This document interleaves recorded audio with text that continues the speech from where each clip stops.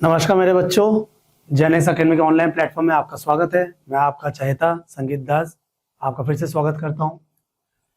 आज मैं कुछ डिफरेंट लेकर के आया हूं। कहने का मतलब है जैसे यहाँ पे मैंने लिखा है, आप देख सकते हो सीबीएसई कोर्स स्ट्रक्चर सेशन 2026-27। आपको तो पता ही होगा कि सीबीएसई ने इस साल ग्रेड 9 का जो सिलेबस है वो भी अपग्रेड किया। आप लोगों को यहाँ से भनक तो लगी चुकी होगी कि 12 की जगह 15 चैप्टर्स एड ऑन किए, बट ऐसा नहीं है। 12 के जगह 15 चैप्टर्स तो एड ऑन किए हैं, बट उनमें भी काफी सारी चीजें हैं जिनमें हमें ध्यान देना जरूरत है। सबसे पहले मैं आपको मार्क्स डिस्ट्रीब्यूशन के बारे में बताता हूँ और चैप्टर्स के नाम सीक्वेंस में बताता जाता हूँ। यूनिट 1 टोटल 6 यूनिट्स है, जिसमें से फर्स्ट यूनिट है आपका नंबर सिस्टम। चैप्टर नंबर 1 रहेगा आपका उसी नाम से, जिसका नाम है नंबर सिस्टम। टोटल ये 7 मार्क्स का चैप्टर है अगर सीबीएसई के क्राइटेरिया के अकॉर्डिंग चले। और इसमें कॉन्सेप्ट लिया गया not only 9 but also 10th grade. Grade 10th का भी कॉन्सेप्ट लिया गया है, इस बात को ध्यान रखना आप ग्रेड 9 के साथ साथ। बेसिकली देखा जाए तो ये चैप्टर बहुत आउटस्टैंडिंग होने वाला आप लोगों के लिए भी। सेकंड है अलजेब्रा। अलजेब्रा में आप देख सकते हैं यहाँ पे 1 2 3 4 चैप्टर्स ऐड ऑन है। Second, third, fourth, fifth. Second chapter का नाम है इंट्रोडक्शन टू पॉलिनोमियल। पहले केवल पॉलिनोमियल नाम से था, इस बार इंट्रोडक्शन टू पॉलिनोमियल है। पहले इंट्रोडक्शन टू पॉलिनोमियल में मैंने देखो आपको दिखा सकता हूँ, ये सेकंड और फोर्थ चैप्टर देखो, इसका नाम भी एक्सप्लोरिंग अलजेब्रिक आइडेंटिटीज। पहले ये अलजेब्रिक आइडेंटिटीज एक ही चैप्टर में इंक्लूडेड था, बट इसको अब एक नया चैप्टर बना दिया गया है, इस बात को ध्यान रखना है। सो इंट्रोडक्शन टू पॉलिनोमियल में आपका ग्रेड 9 और ग्रेड 11 का कॉन्सेप्ट लिया गया। हाँ, आपने सही सुना, ग्रेड 11 का कॉन्सेप्ट भी लिया गया है। तो इस बार डट के मेहनत करनी है और अपने चैनल को खूब सब्सक्राइब करना है। थर्ड चैप्टर है सीक्वेंस एंड प्रोग्रेशन। पहली बार मैं मानता हूं, पहली बार आपने ये नाम सुना होगा, ऐसा नाम कभी आपने नहीं सुना। सीक्वेंस एंड प्रोग्रेशन बेसिकली ये ग्रेड 11 का चैप्टर है, और बट ग्रेड 10th में भी इसका कुछ पार्ट था जो अब दोनों को मर्ज करके 9th में इंक्लूड कर दिया गया है। देखा जाए तो ग्रेड 10th में अरिथमेटिक प्रोग्रेशन नाम से था, जबकि 11th में ज्योमेट्रिक प्रोग्रेशन के नाम से था, बट अब उन दोनों को इंक्लूड कर दिया गया है आपके 9th के सिलेबस में। नेक्स्ट चैप्टर है, जैसे कि मैंने बताया था, एक्सप्लोरिंग अलजेब्रिक आइडेंटिटीज के बारे में। इसमें आप अलजेब्रिक आइडेंटिटीज के बारे में वास्टली पढ़ाई करोगे, काफी सारे कॉन्सेप्ट यहाँ पे क्लियर होंगे। केवल a plus B whole square, a minus B whole square पढ़ने से नहीं होगा, उसके क्या प्रैक्टिकल नॉलेज होती है उन सब के बारे में भी डिस्कशन करने के लिए सीबीएसई ने इसको अपग्रेड किया है। बेसिकली सीबीएसई ये कहता है कि हमें कॉम्पिटेंसी बेस्ड, हमें कॉन्सेप्चुअल बेस्ड लर्निंग को बढ़ाना है। उसका मेन टारगेट, मेन फोकस, अगर आपने एनसीएफ और एनईपी को ढंग से सुना हो कभी, तो टीचर्स के मुंह से सुना, तो टीचर्स यही कहते हैं कि हमें रिमेम्बरिंग, रीजनिंग, एप्टीट्यूड, इन सब चीजों, application based question, thinking based question, case study, इन सब चीजों पे बहुत ध्यान देना है। यानी कि प्रैक्टिकल नॉलेज पे ज्यादा फोकस कर रहा है रादर देन रॉड लर्निंग।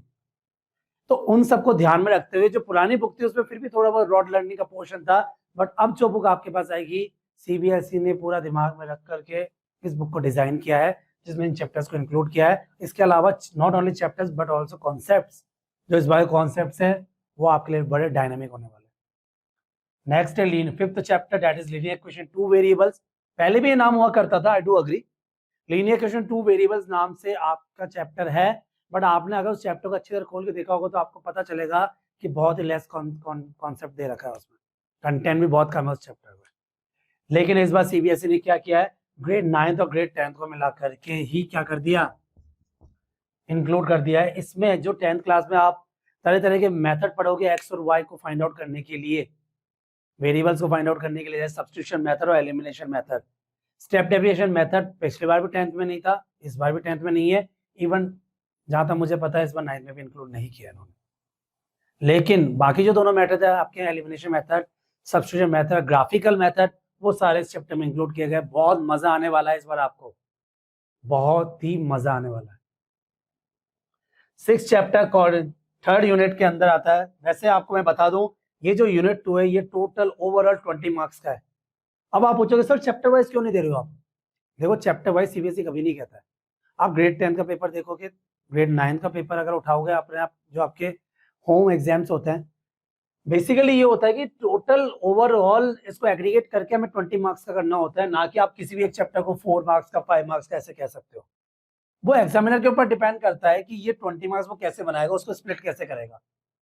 तो ये कंप्लीटली एग्जामिनर के ऊपर होता है तो इसमें आपको ज़्यादा ध्यान नहीं देना है, बस आपको ये ध्यान रखना है कि 20 मार्क्स का चैप्टर है एग्रीगेट। बात करें थर्ड यूनिट की, that is coordinate geometry. Coordinate geometry में जो चैप्टर नंबर 6 है वो सेम नाम से आएगा, डेट इज कोऑर्डिनेट ज्योमेट्री, और ये आपका टोटल 4 मार्क्स कैरी करता है। इसमें not only 9th but also 10th का जो सिलेबस है वो भी इंक्लूड किया गया है, जैसे कि आपको डिस्टेंस फाइंड आउट करनी है, आपके कोऑर्डिनेट्स के बीच में ट्राइंगल का एरिया फाइंड आउट करना है, ये सारी चीज़ें जो 10th की थी बेसिकली वो आपका 9th में भी इंक्लूड किया गया। अब बढ़ते हैं अपने अगले यूनिट की तरफ, यूनिट नंबर 4। इस यूनिट का स्पेसिफिक नेम है ज्योमेट्री। इसमें चैप्टर नंबर जो 7 है उसको इंट्रोड्यूस किया गया, introduction to Euclid geometry, axioms and postulates.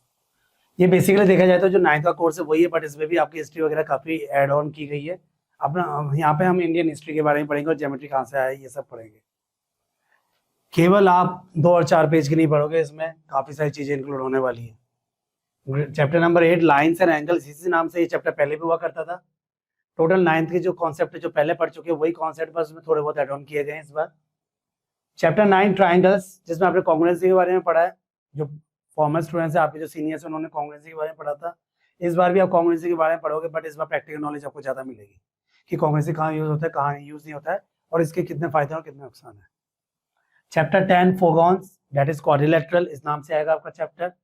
इसमें ग्रेड 9th और ग्रेड 10th के जो कॉन्सेप्ट्स हैं उनको इंक्लूड किया गया है। ग्रेड 9th का जो कॉन्सेप्ट था, जितने भी आपके थ्योरम्स वगैरह थे वो सारे तो इंक्लूड हैं, जो पैरेललोग्राम की प्रॉपर्टीज वगैरह है, रोम्बस की प्रॉपर्टीज, सारी प्रॉपर्टीज इंक्लूडेड है, बट इसमें ग्रेड 10th के कुछ पार्ट्स भी इंक्लूड किए गए हैं। चैप्टर नंबर 11 सर्कल, पहले भी सर्कल बहुत हार्ड हुआ करता था ग्रेड 9th के लिए, इस बार भी वही सेम कॉन्सेप्ट को आगे बढ़ाते हुए ग्रेड 9th के कॉन्सेप्ट को इंक्लूड किया गया है। इसके अलावा कुछ एक चीज़ें एक्स्ट्रा एड ऑन की गई है, वो आपके जब बुक पब्लिश होकर आएगी तो आपको अच्छी तरह पता चलेगा, और इससे पहले हम आपको बताएंगे। Grade unit number 5, unit number 5 की बात करें तो यहाँ पे यूनिट नंबर 5 का नाम है मेंसुरेशन।